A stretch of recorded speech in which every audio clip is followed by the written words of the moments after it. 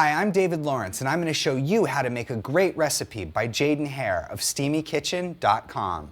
The recipe that I'm going to be sharing with you today is actually called pork ragu.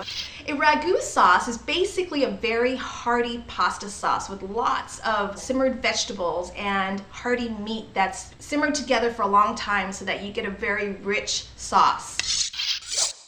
Jaden, I love the idea of doing a pork ragu. It's a really great idea. A lot of people think of beef ragu, but this is an interesting twist. So I've got a couple tablespoons of oil heating up in my pan. To that, I'm going to add a little bit of chopped onion. Just get that in there. I like to let that go for just a second before I add in a couple of cloves of minced garlic. I let the garlic saute away for, 30 seconds or so, just till you can start to smell it.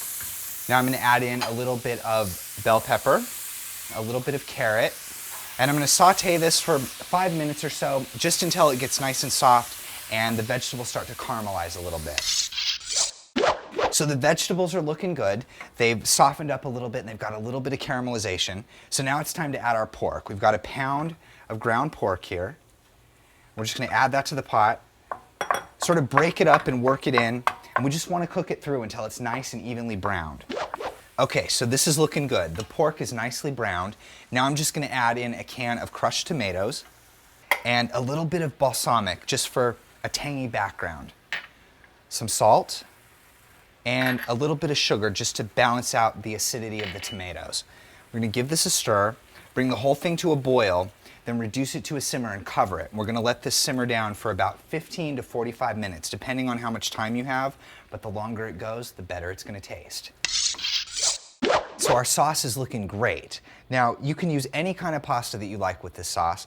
I personally like to use penne pasta because I think it stands up really nicely to the heartiness of the sauce.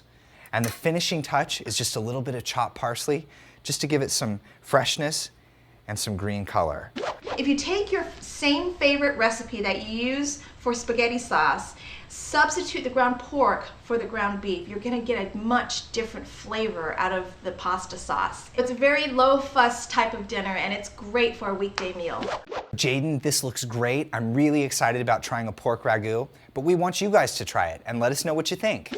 Get more recipes from Jaden along with other top food bloggers at goodbite.com.